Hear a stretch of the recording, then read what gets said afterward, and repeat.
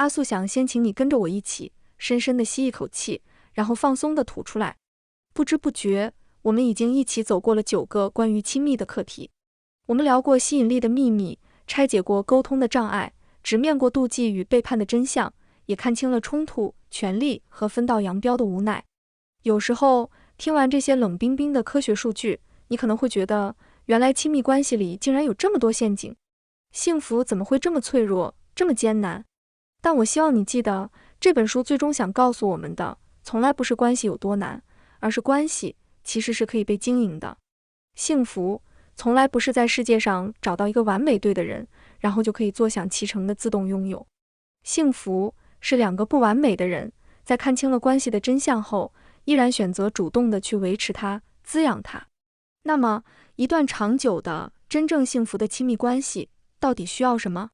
你好，我是阿素，欢迎来到亲密关系全系列的终极完结篇，如何维持一段长久的亲密关系。在讲怎么维持之前，我们先来看一个更基本的问题，什么样的关系才算是真正幸福的关系？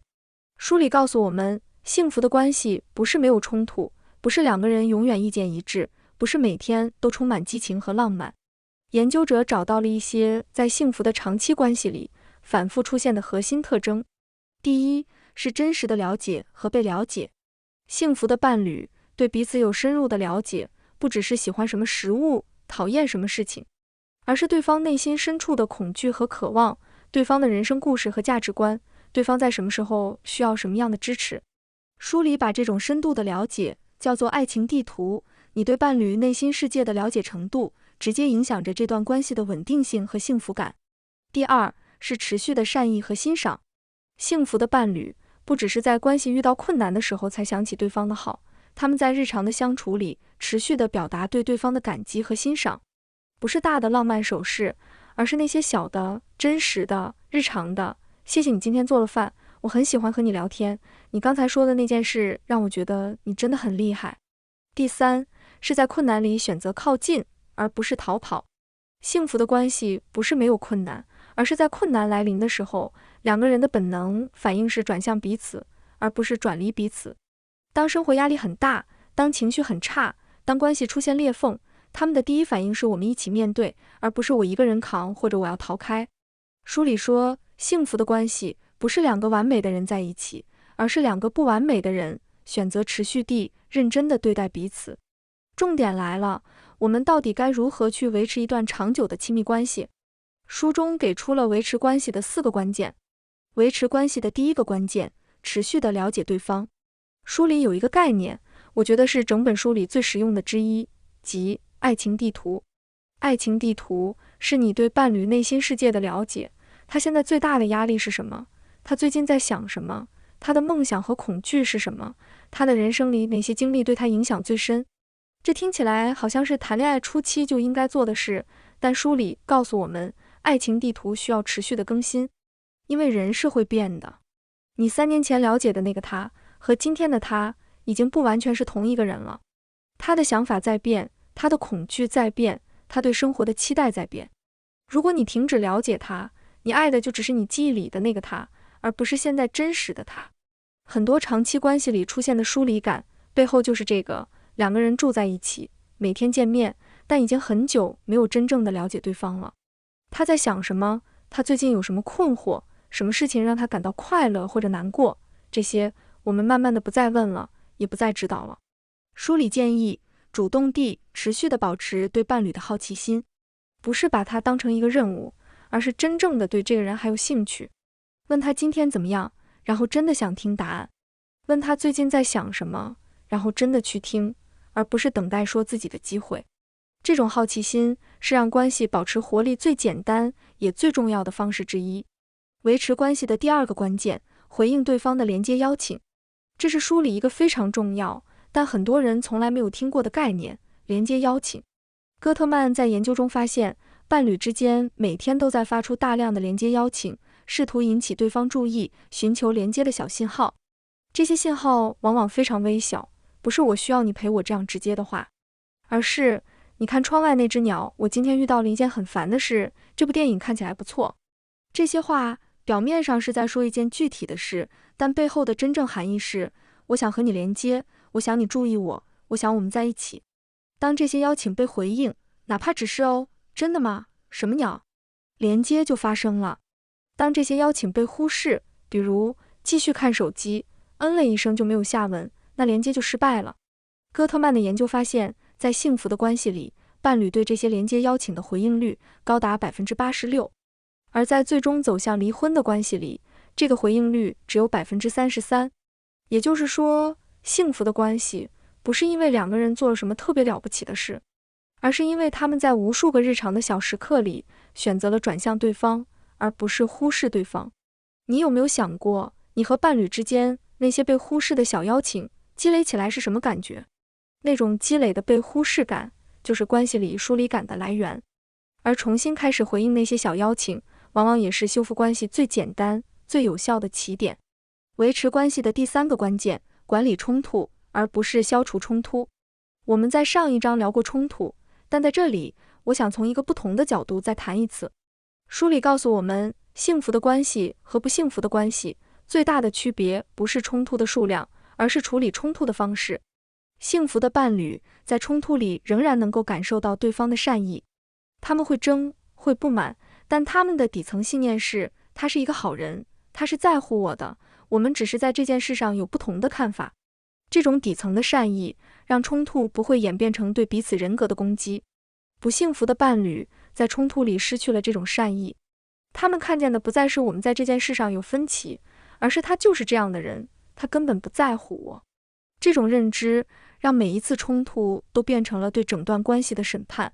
书里给了一个非常实用的建议，在冲突开始之前，在双方都还平静的时候，练习温和的开始。意思是，当你想提出一个可能引发冲突的话题时，注意你开口的方式。批评式的开始，比如你又这样了，你从来不在乎我等等，会立刻激活对方的防御。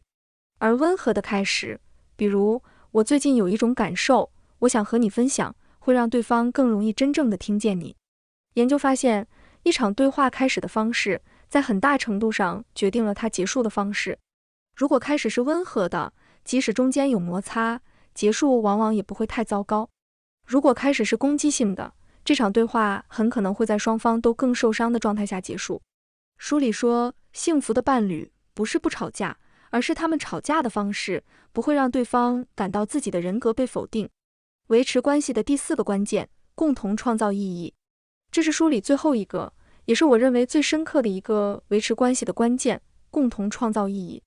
书里告诉我们，幸福的长期关系往往有一种共同的叙事，两个人对这段关系、对彼此、对共同生活的故事的共同理解。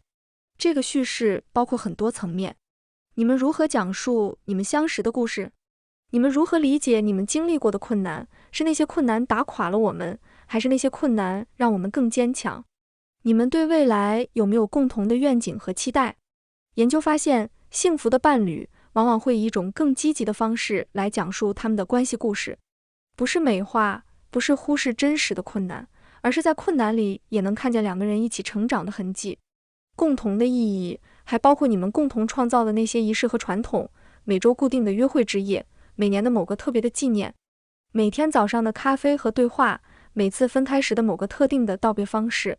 这些看起来很小的事情，是关系里我们这个身份的重要组成部分。当生活变得繁忙，当压力让两个人都疲惫，这些共同的仪式是维持连接最简单、最有力量的方式之一。书里说，最幸福的伴侣不只是在一起生活，而是在一起创造一种只属于他们两个人的生活意义。在讲了这么多维持关系的方法之后，我想专门说一件事，对那些此刻正在经历关系困难的人说。书里有一整节专门讲关系的修复，因为作者相信，很多看起来已经走到尽头的关系，其实还有机会，也就是说，关系是可以修复的。数字指出，修复一段关系需要几个核心的条件。第一，双方都需要真正的意识到问题的存在，并且愿意面对它，不是其中一方拼命努力，另一方却觉得我们没什么问题。这种单方面的努力，长期来看是无法维持的。第二，需要打破那些已经固化的负面模式。书里告诉我们，很多陷入困境的关系都有一套已经运行了很久的负面循环，某个触发点，某种反应，某种结果，然后再次出发。打破这个循环，需要其中一方或者双方在那个熟悉的触发点出现时，做出一个不同的选择。第三，需要时间，也需要专业的帮助。书里非常明确地说，伴侣咨询是有效的。研究数据显示，接受伴侣咨询的夫妻关系满意度有显著的提升。但很多人把寻求咨询当成关系已经走到尽头的最后手段，而不是关系遇到困难时主动寻求的工具。如果你的关系正在经历困难，这不是软弱，这不是失败，这是两个真实的人在一起生活必然会遇到的事。寻求帮助是对这段关系最认真的态度之一。我们来看最后一个故事。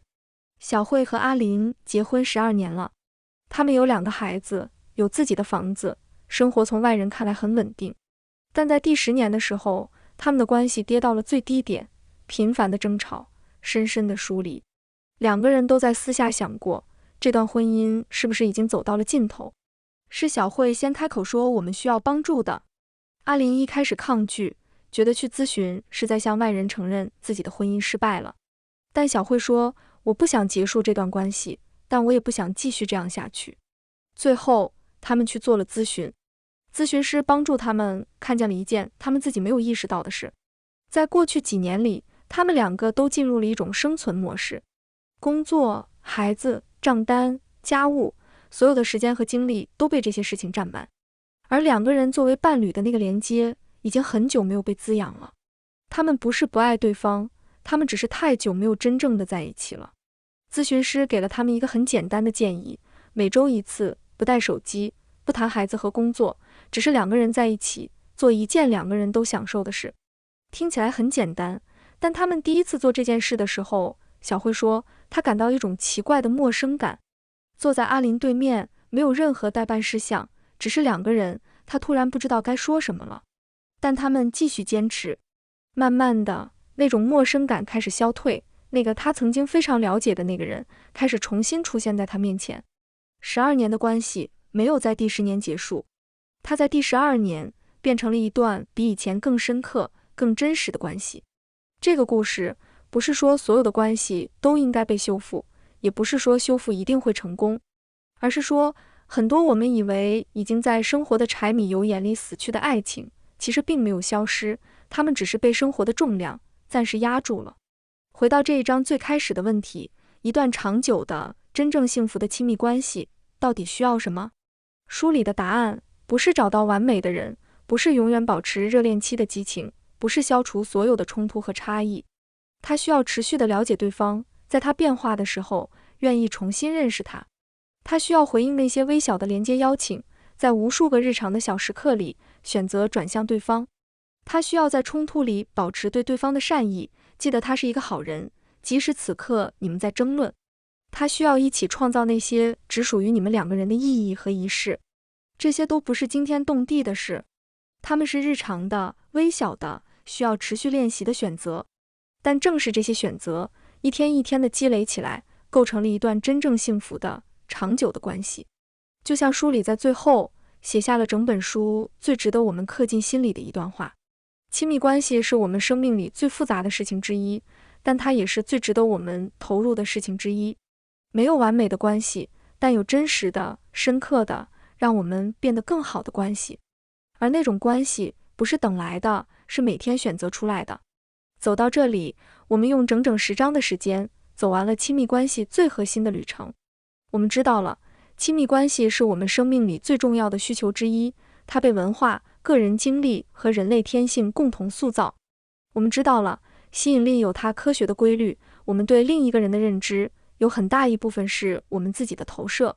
我们知道了，沟通是可以学习的技能，爱情有它的科学面貌，性和亲密之间有着深刻的联系。